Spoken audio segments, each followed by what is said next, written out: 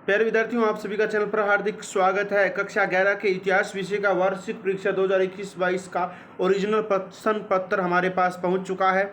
समय 2 घंटे 45 मिनट पूर्णांक 80 है। हम पेपर को हल करना शुरू करें उससे पहले आप वीडियो को लाइक कर दीजिए। अभी तक आपने चैनल सब्सक्राइब नहीं किया तो चैनल को सब्सक्राइब कर दीजिए, घंटे का निशान दबाकर ऑल बटन पर क्लिक कर दीजिए।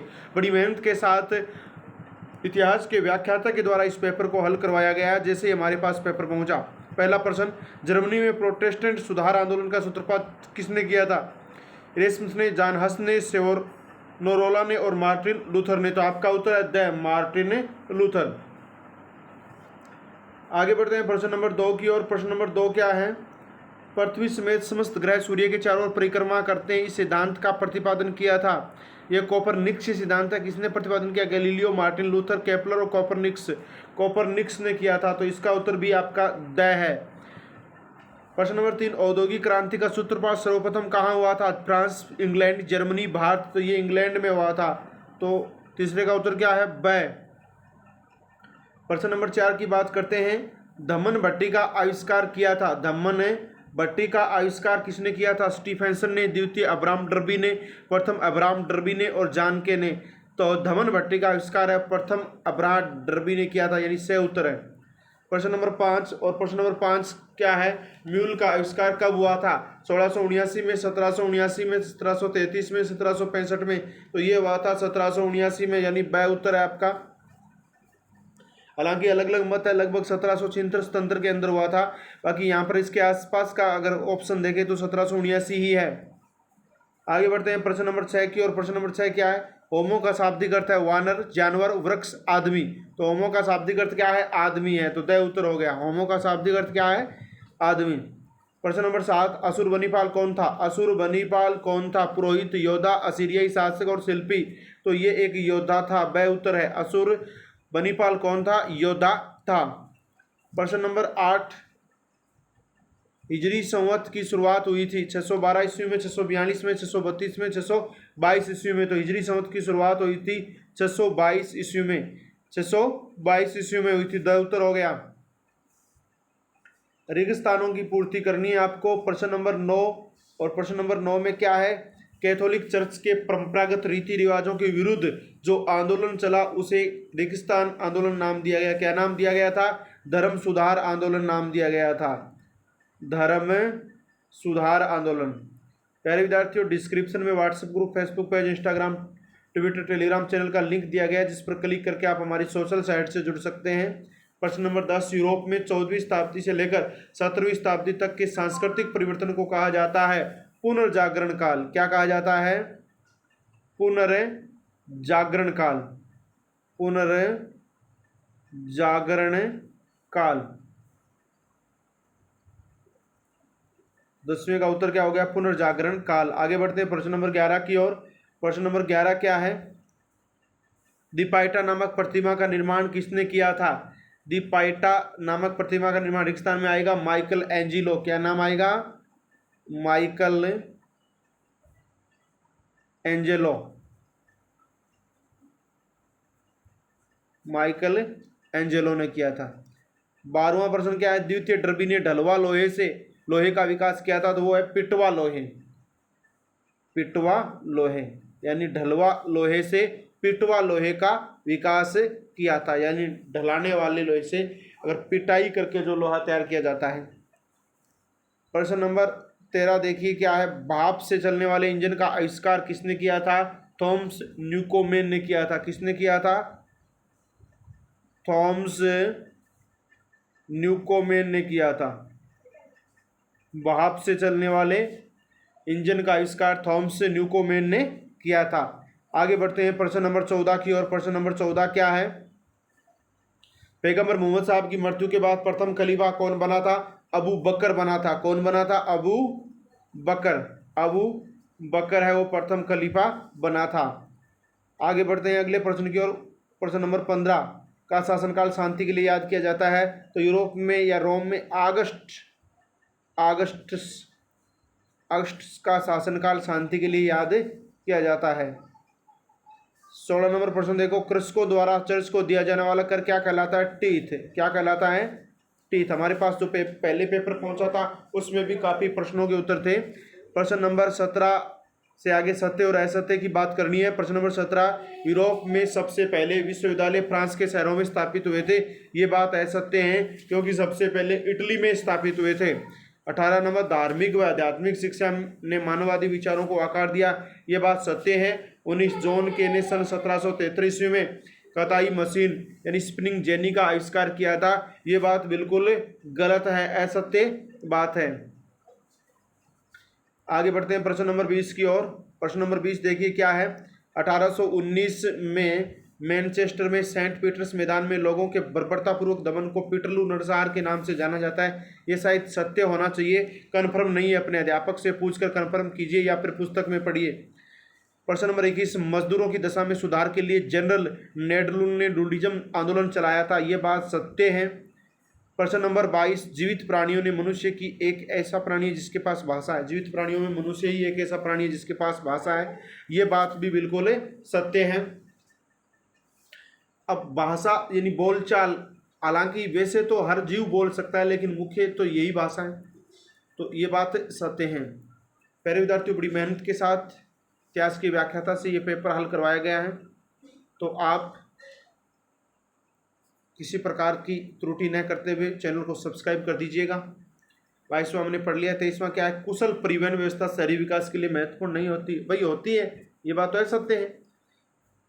24वां, प्रथम शताब्दी में रोम साम्राज्य को बहत तनाव की स्थिति से गुजरना पड़ा। नहीं, ये बात भी सत्य है। ये प्रथम नहीं थी, तीसरी शताब्दी थी, तो तनाव के दौर से गुजरना पड़ा था। तो सत्य और असत्य वाले प्रश्न हो गए हैं 24 अंकों तक। अब 25 से आगे 32 तक एक एक अंकों वाले एक एक शब्दों में एक एक पंक्ति में अंदर आपको उत्तर देने हैं। ये बीकानेर से प्राप्त ओरिजिनल प्रश्न पत्र है। प्रश्न नंबर 25 देखो क्या है। लियोनार्डो दा विंची द्वारा बनाए गए दो चित्रों के नाम लिखो। तो एक का नाम है मोनालिसा, एक का नाम क्या है, मोनालिसा। दो चित्रों का नाम बताना। एक का नाम मोनालिसा हो गया और एक का हो गया the last suffer. Leonardo da Vinci है वो एक प्रसिद्ध चित्रकार था जिसने मोनालिसा और द लास्ट सफर दो मुख्य चित्र बनाए थे। आगे 26 नंबर प्रश्न, रेनेसो यानी पुनर्जागरण से क्या अभिप्राय है। What is mean by renaissance, पुनर्जागरण से क्या अभिप्राय है। तो देखिए, यूरोप में 14वीं से लेकर 17वीं शताब्दी तक सांस्कृतिक, धार्मिक प्रगति आंदोलन तथा युद्ध हुए थे, उसी को पुनर्जागरण काल कहा गया है। यानी यूरोप में 14वीं शताब्दी से लेकर 17वीं शताब्दी के बीच में सांस्कृतिक एवं धार्मिक प्रगति हुई थी और ये आंदोलन भी हुए तथा युद्ध भी हुए, उसी काल को पुनर्जागरण का काल कहा जाता है। 27वां, दोनातलो कौन था। दोनातलो कौन था। दोनातलो कौन था। दोनातलो एक इतालवी मूर्तिकार था, यानी इटली का एक मूर्तिकार था। दोनातलो कौन था, इटली का एक मूर्तिकार था। 28वां, नेहरोन्माद से क्या तात्पर्य। नेहरोन्माद से क्या तात्पर्य। देखो क्या कहा गया कि 1788 से लेकर 1796 ईस्वी तक ये 8 वर्ष की जो अवधि थी, इसमें नहरों का विकास किया गया। लगभग 46 नहरें बनाई गई थी। इसी काल को नेहरोन्माद कहा गया है, नहर जो पानी के लिए बनाई गई है। 29वां, प्रथम औद्योगिक क्रांति से क्या अभिप्राय है। प्रथम औद्योगिक क्रांति से क्या अभिप्राय है। कहा जाता है कि 18वीं शताब्दी के उत्तरार्ध में पश्चिम देशों के अंदर तकनीकी, सामाजिक, आर्थिक और सांस्कृतिक बदलाव हुए, उन्हीं को क्या कहा गया है, औद्योगिक क्रांति नाम दिया गया है। प्रश्न नंबर 30, 3 वर्ग से क्या अभिप्राय है। 3 वर्ग से क्या अभिप्राय है। तो देखो, यूरोप के अंदर उस वक्त 3 वर्ग चलते थे। एक तो था ईसाई पादरी, ईसाइयों में क्या था, पादरी का, ईसाई पादरी कह सकते हैं अपने जिसे। एक वर्ग तो ईसाई पादरी का था। दूसरा एक अभिजात वर्ग था, अभिजात जिसे भूमि धारक कहा जा सकता है, अपने भूमि धारक अभिजात वर्ग। तो देखो, पहला तो ईसाई पादरी हो गया, दूसरा था भूमि धारक अभिजात, भूमि धारक अभिजात वर्ग हो गया, और तीसरा आपका था कृषक वर्ग, यानी किसानों का वर्ग हो गया, कृषक वर्ग। तो पादरी वर्ग, भूमिधारक अभिजात वर्ग और कृषक वर्ग, 3 वर्ग यही थे जो यूरोपियन के अंदर थे। ये 30वें प्रश्न का उत्तर हो गया। आगे देखो 31, रोम के लोग किस नाम के वृक्षों पर लेखन कार्य करते थे? देखो एक सरकंडे के आकार का उनका एक सरकंडे के आकार जैसा एक वृक्ष था जिसका नाम था पेपाइरस। क्या नाम था? पेपाइरस पत्र। पेपाइरस जो पौधा था, सरकंडे जैसा पौधा था, उसके पत्रों पर लेखन कार्य रोम के काल में हुआ करता था, पेपाइरस। प्रश्न नंबर 32 देखो, जजिया कर क्या है? यानी मुस्लिमों द्वारा अन्य धर्म पर लगाए जाने वाले कर को जजिया कर कहा जाता है। जैसे ईसाइयों पर है, बौद्धों पर है, सिखों पर है, हिंदुओं पर है, जो कर लगाया जाता है उसको जजिया कर कहा जाता है। आगे बढ़ते हैं खंड ब की ओर। प्रत्येक प्रश्न 2 अंकों का है।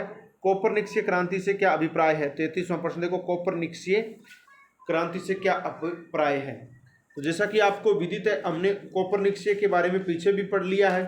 कोपरनिकसीय एक महान वैज्ञानिक थे। कोपरनिकसीय क्या थे? एक महान वैज्ञानिक थे, वो भी कहाँ के? पोलैंड के। कोपरनिकसीय पोलैंड के एक महान वैज्ञानिक थे और उन्होंने कहा था कि पृथ्वी सहित सारे जो ग्रह है, पृथ्वी सहित सारे ग्रह है, वो सूर्य के चारों तरफ चक्कर लगाते हैं।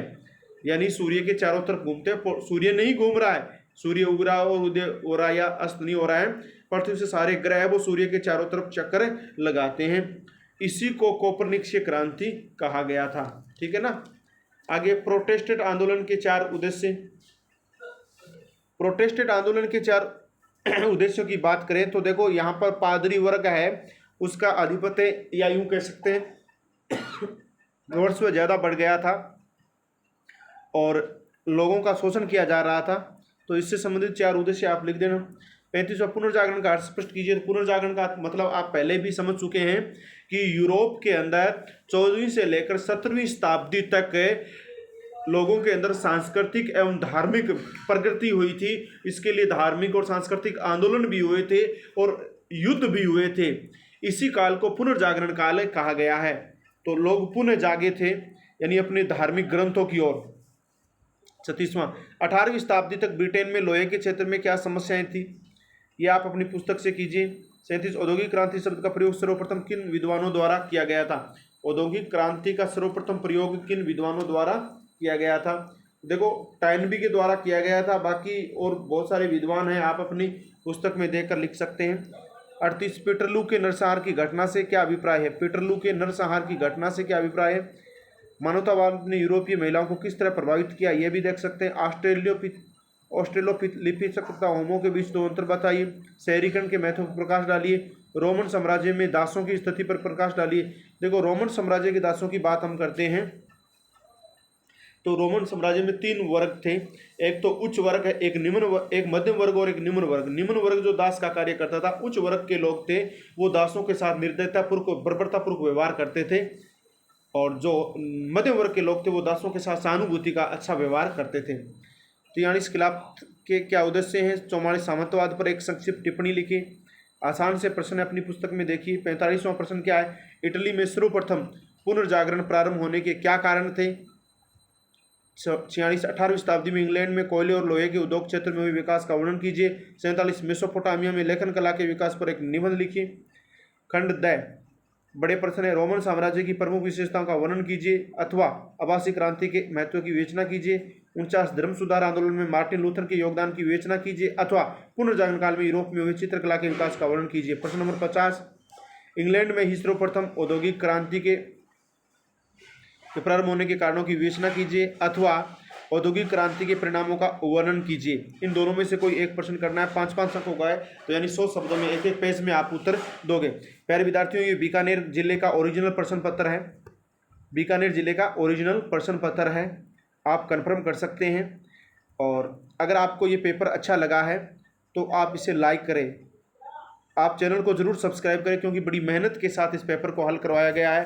वीडियो को बनाने में कम से कम 2-2 घंटे लग जाते हैं। 10 मिनट के इस 15 मिनट के वीडियो को बनाने के लिए बड़ी मेहनत के साथ धूप में इधर उधर मेहनत करनी पड़ती है हमारी टीम को। तो प्यारे विद्यार्थियों, घंटे का निशान दबाइए ताकि आगे की वीडियो की सूचना मिले। और सबसे महत्वपूर्ण काम है, ज़्यादा से ज़्यादा अपने साथियों के साथ इसको शेयर कर दीजिए ताकि उनको भी इससे फ़ायदा मिल सके, क्योंकि इनमें से कॉमन पर्सन बहुत ज़्यादा आ रहे हैं। वैसे ध्यान रहे, प्रत्येक ज़िले का अलग अलग पेपर और अलग अलग टाइम टेबल है, इसलिए इसको ओरिजिनल पेपर न माने, ये बीकानेर का ही ओरिजिनल पेपर है। प्यारे विद्यार्थियों, फिर मिलेंगे नई क्लास में, तब तक के लिए जय हिंद, जय भारत, वंदे मातरम।